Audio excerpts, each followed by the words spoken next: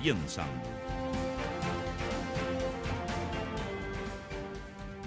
Bien, estamos de regreso como nos comprometimos, son las 7:32 aquí en Radio Universidad de Chile, la radio que piensa, 102.5 FM, Uchile TV, por supuesto, también está cada mañana con nosotros.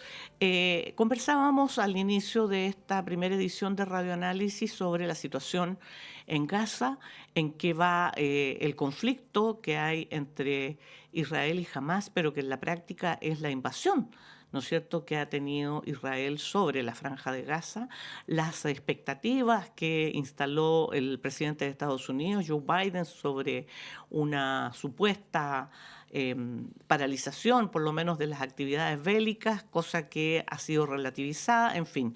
¿Qué está pasando de verdad en la Franja de Gaza? Todo esto lo vamos a conversar con el doctor en filosofía académico de la Facultad de Filosofía y Humanidades de la Universidad de Chile, Mauricio Amar. Profesor, muy buenos días. Muchas gracias por conversar con nosotros a esta hora. Hola, muy buenos días, Juanita y Claudio. Sí, Mauricio, se habló de un posible cese de hostilidades el próximo lunes de parte del presidente Joe Biden y se relativizó esto de parte tanto de Qatar como de eh, eh, los demás intervinientes, ¿no es cierto?, en este conflicto. Y uno se pregunta, este cese al fuego, si es que efectivamente se lograra, ¿en qué podría beneficiar a la situación humanitaria que está en estos momentos afectando a la población palestina de la Franja de Gaza? Sí, bueno, primero quisiera hacer un poco de contexto para que la gente un poco entienda cuál es la situación actual de la Franja de Gaza, justamente para poder responder a esa pregunta, ¿no?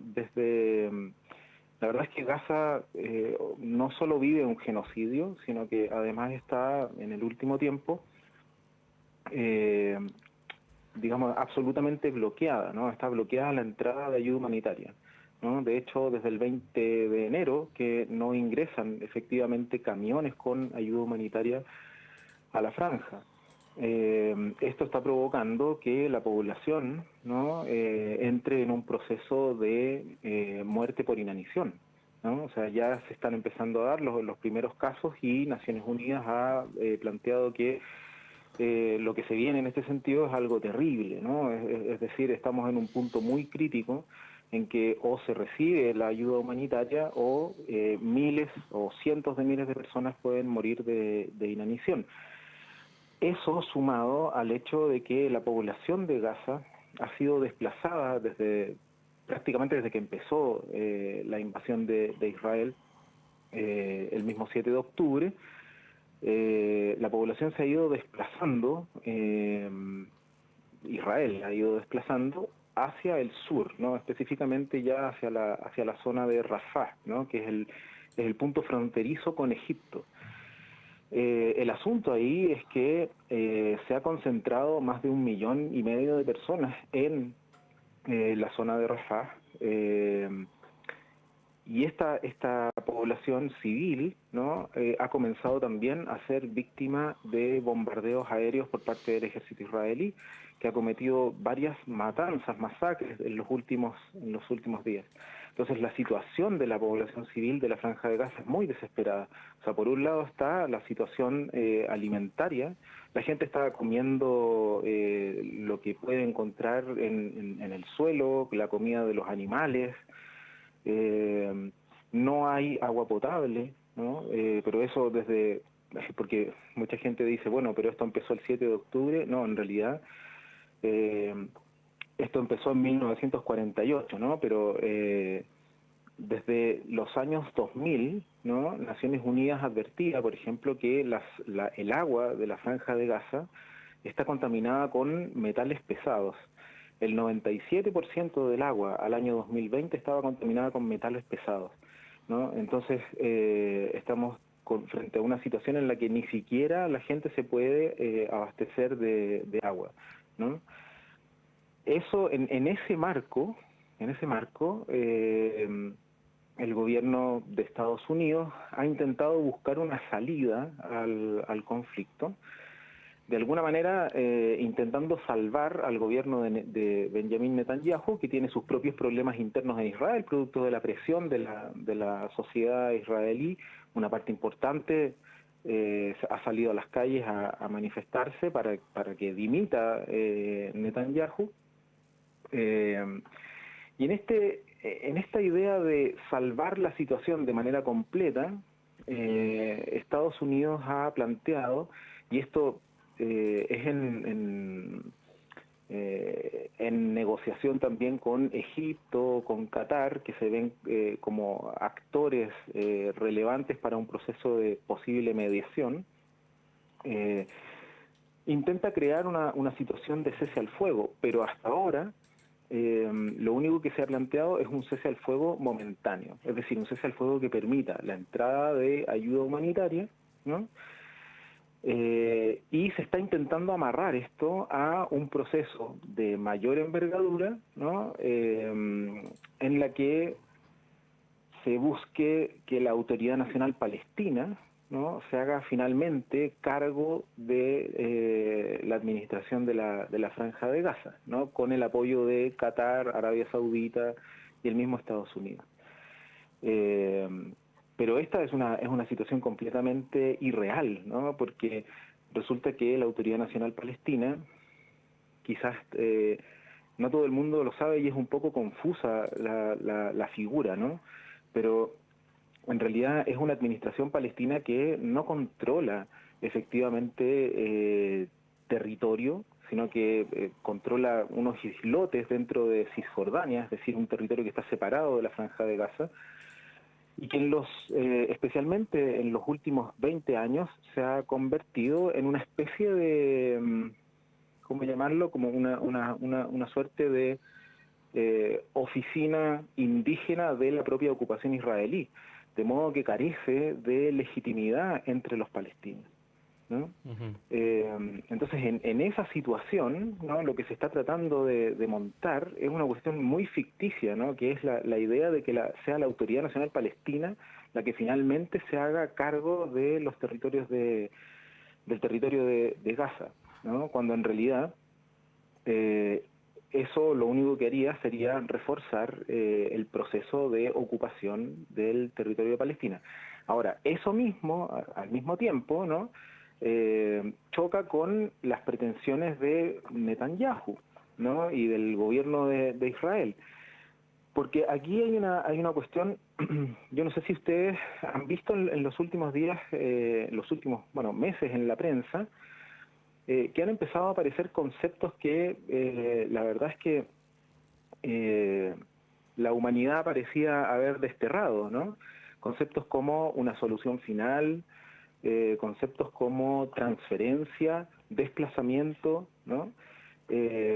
Porque entre las autoridades israelíes, varias han afirmado que lo que se busca es desplazar definitivamente a la población de Gaza, a los palestinos de Gaza, hacia, se han buscado distintas alternativas dentro del gobierno israelí, pero una que ha sido una amenaza constante es hacia Egipto, ¿no? Es decir, que la población completa sea desplazada hacia Egipto.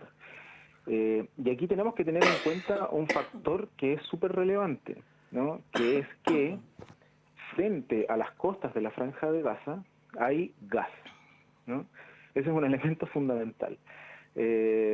Hay yacimientos de gas enormes que podrían abastecer a Europa durante muchos años, ¿no?, sin depender de el flujo comercial con Rusia, ¿no? Entonces, de alguna manera también tenemos que entender, ¿no?, que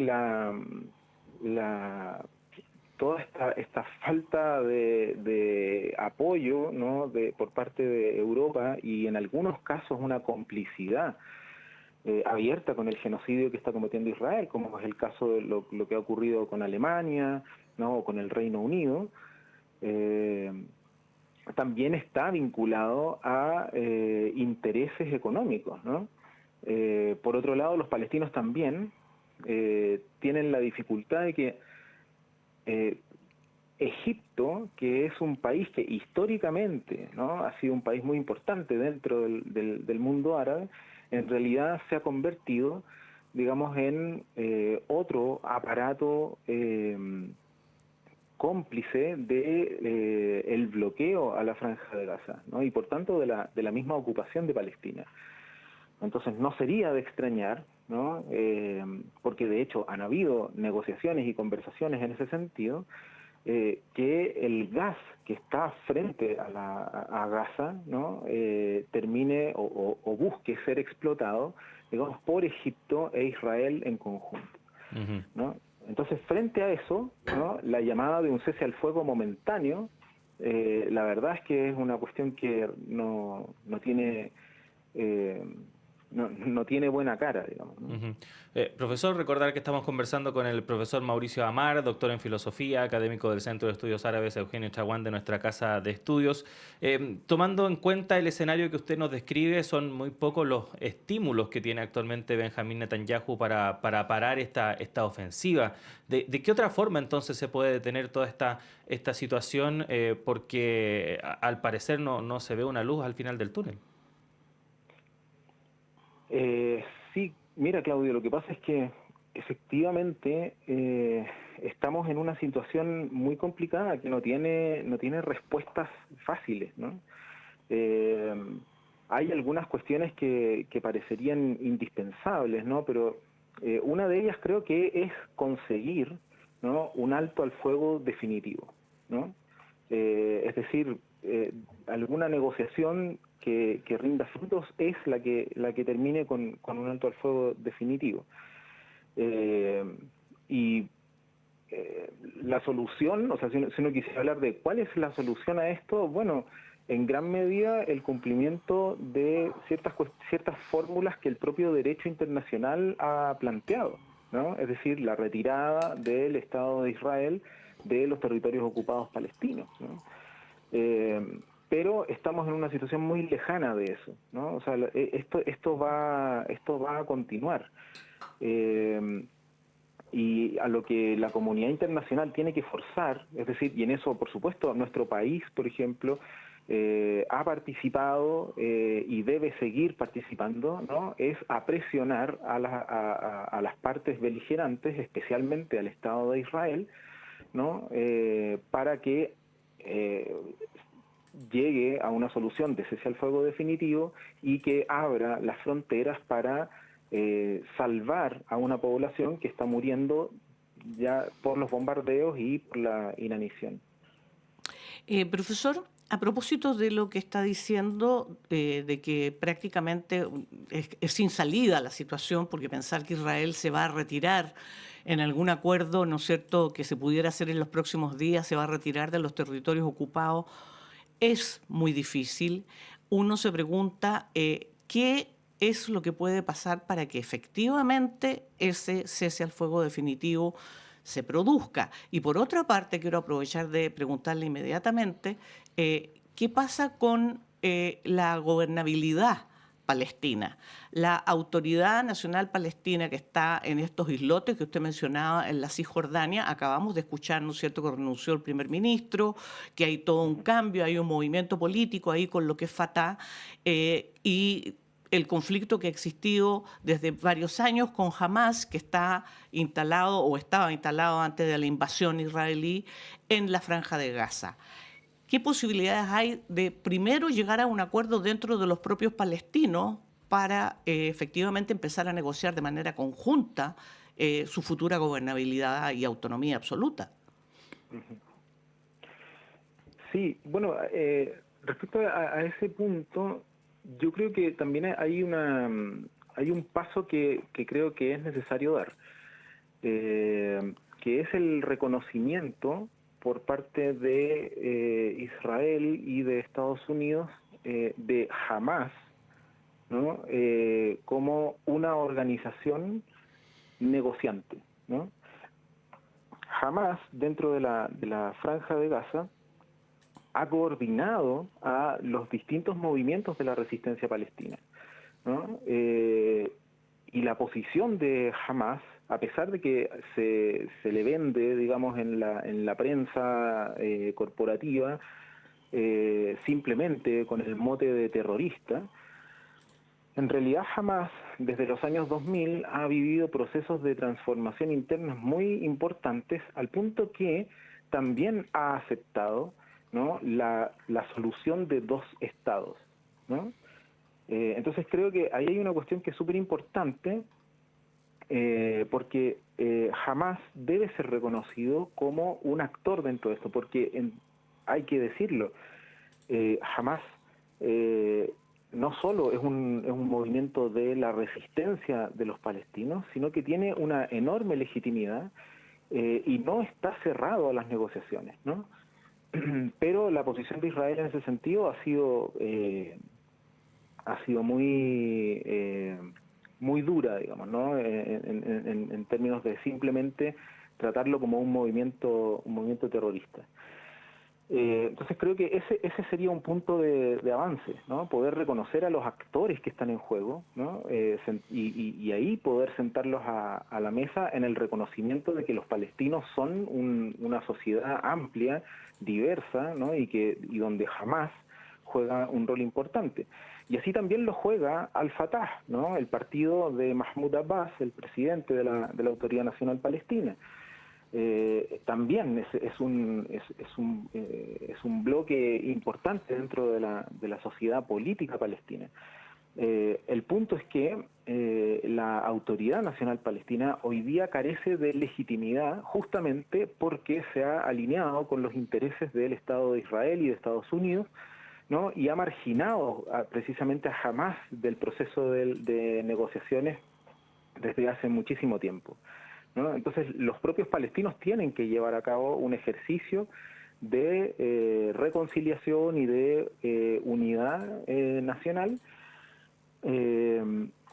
y por otro lado, claro, esta situación que surge ahora, que es la que renuncia, digamos, el primer ministro de la Autoridad Nacional Palestina con todo el gabinete, la verdad es que este es un movimiento que aparentemente está de alguna manera comandado también por Estados Unidos, ¿no? Y tal vez incluso Israel, y lo que busca, ¿no?, es crear un nuevo cuerpo de gobierno que adquiera cierta legitimidad dentro de los palestinos, avisorando la posibilidad de que en el futuro, ¿no?, esta Autoridad Nacional Palestina efectivamente pueda tomar control de la Franja de Gaza. Pero si eso se hace sin considerar los intereses de Hamas, que tiene una legitimidad importante dentro de la población de Gaza, la verdad es que esto va a quedar simplemente en un punto muerto, ¿no? Uh-huh. Profesor Mauricio Amar, doctor en filosofía, académico del Centro de Estudios Árabes Eugenio Chaguán de nuestra casa de estudios. Queremos agradecerle que haya estado esta mañana con nosotros y por supuesto vamos a requerir su ayuda seguramente en el futuro para seguir analizando y conversando este tema. Que esté muy bien. Gracias, que estén muy bien también. Buenos días. Buenos días. Ahí estaba entonces